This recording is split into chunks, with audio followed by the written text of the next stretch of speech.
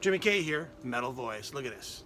The Metal Voice shirts are now on sale. Just go to the video description to find out on how you can purchase one. Metal!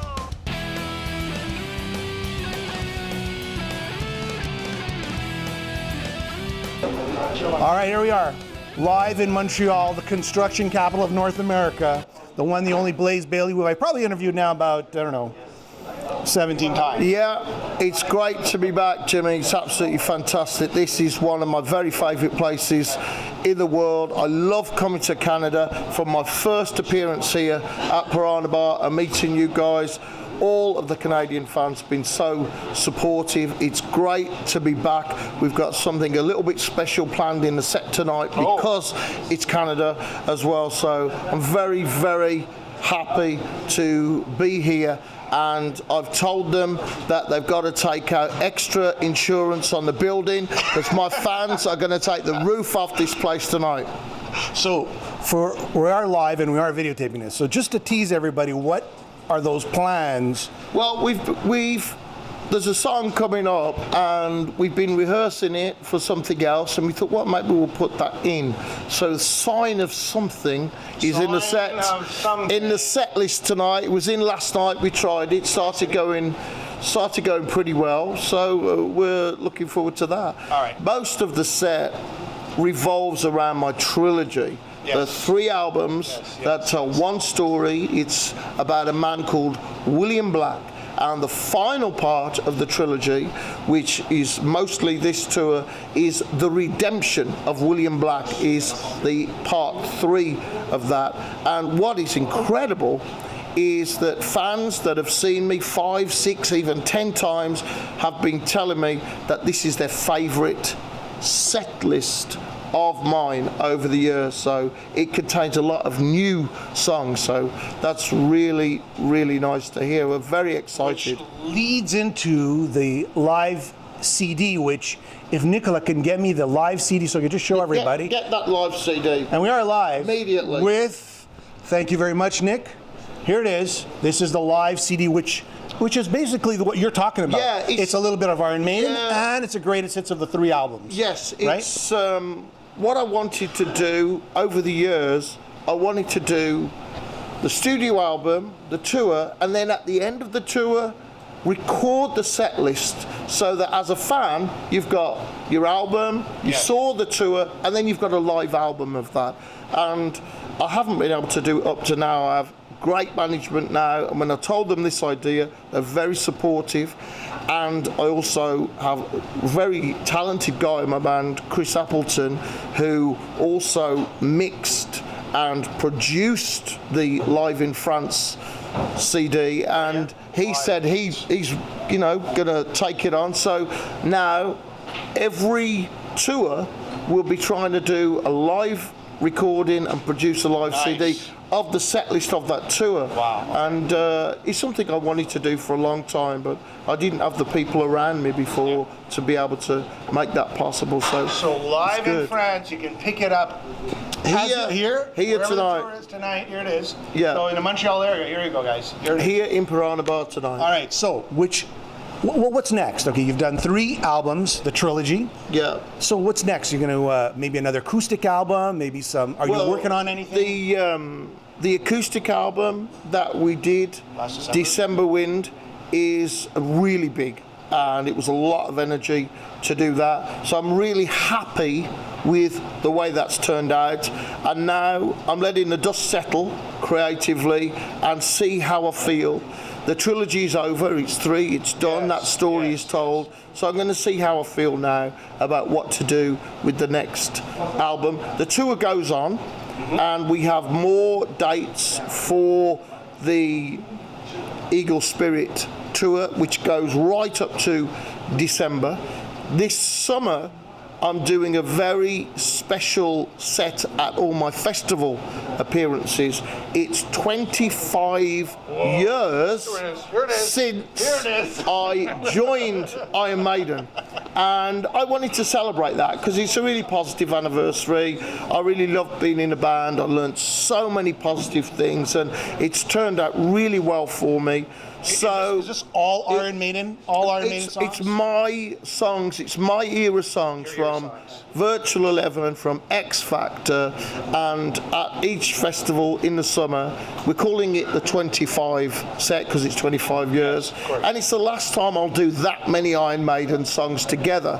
But what's happened is a lot of fans who either didn't know about me before these albums were re-released, or they never got the chance to see me live, and there's a lot of people there that come to my gigs almost each time. Someone will come and say, the last time I saw you was 1996 or something like that. I go, well, I've got 11 solo albums. I've toured almost every year. How come you didn't see me? So this is kind of a way for us to say, hey, I'm alive, I'm doing this, come and listen to my solo work. And so far it's going pretty well. All right, a little trivia for those Iron Maiden fans. When you were recording Virus, what was it like? What was the pros, the cons? What do you remember from recording that track? Well, it was very, very unusual. For all the songs that we did, that the whole band, all 5 people, were contributing to the writing of that song. So it wasn't that somebody came and said, I've had this idea, or 2 people said, we've had this idea. Everybody contributed to that song, and then we recorded it, you know, in a way where we rehearsed it and then put it together. Since we did that version, which is on Best of the Beast, then I do my own version of Virus. It's my own arrangement that suits me and the band. So we do our own version, and a version of that is on the live album. There we go. And so far, everybody that hears our version likes it. But we never played that live with Iron Maiden. So I think that's a real plus for me, that you could never see that song live with Iron Maiden. They'll never play it live, and we never played it when I was in the band. So it's really nice when you see people singing along and you know they've never heard the song live before. It's their first time, so it's something that we enjoy doing. All right, another one, The Sign of the Cross.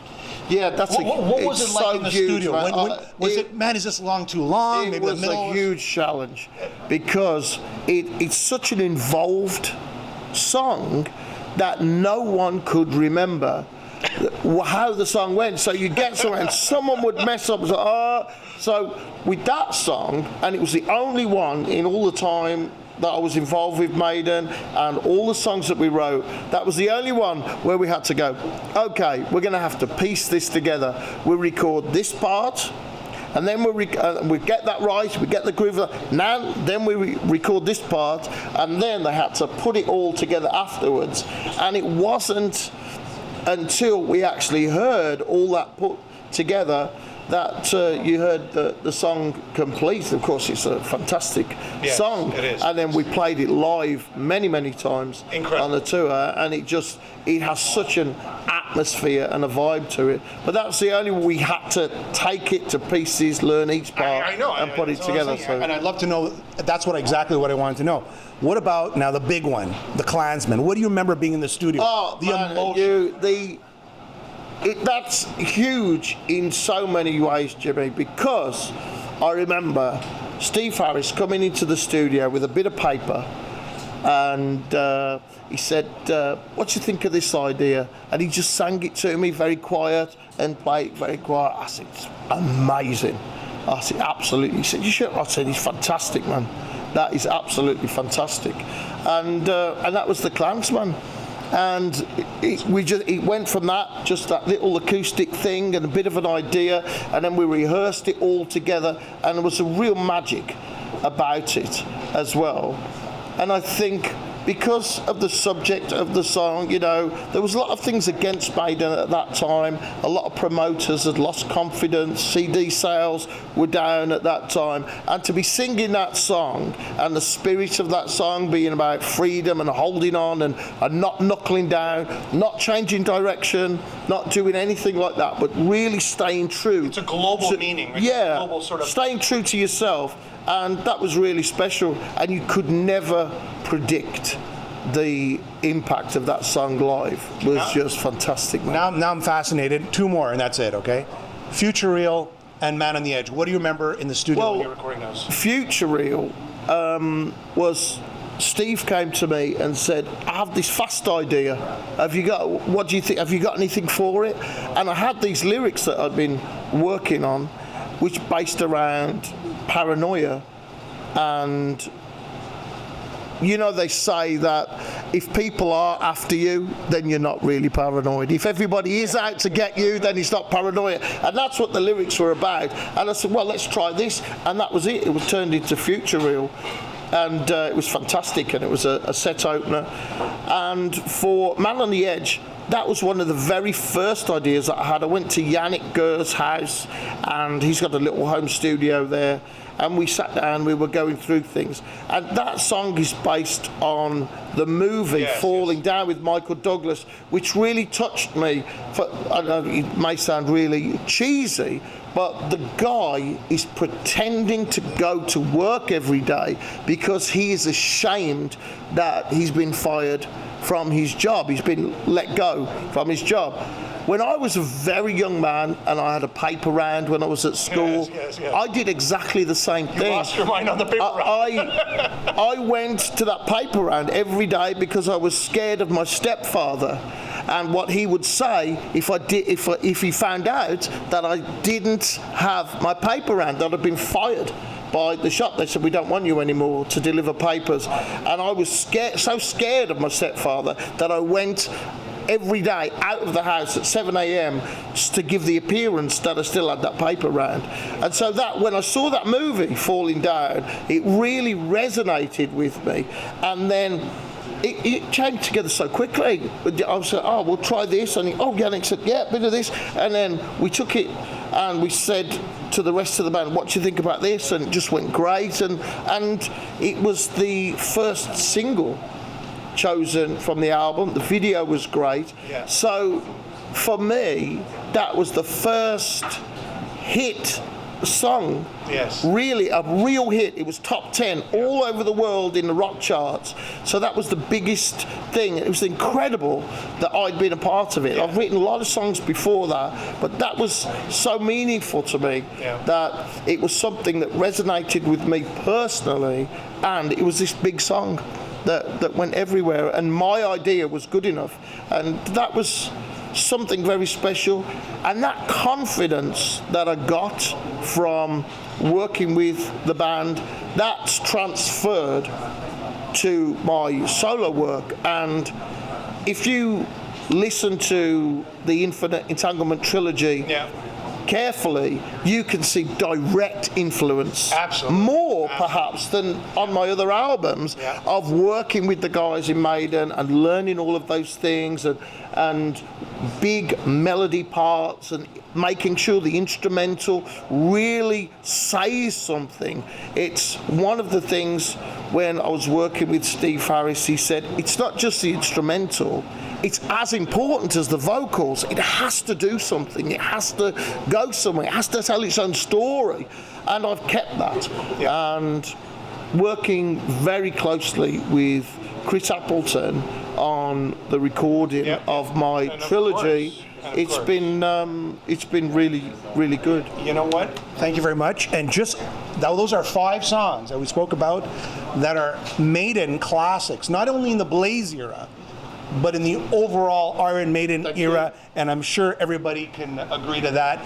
Blaze, thank you very much once again. Thank you. Blaze, live in France, is that what it's called? Live in France. Yeah, live in France, because we made it in France, Jimmy. Yes. Well, there you go.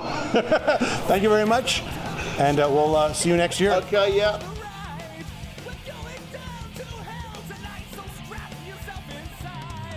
Jimmy K here, Metal Voice. Look at this. The Metal Voice shirts are now on sale. Just go to the video description to find out on how you can purchase one. Metal!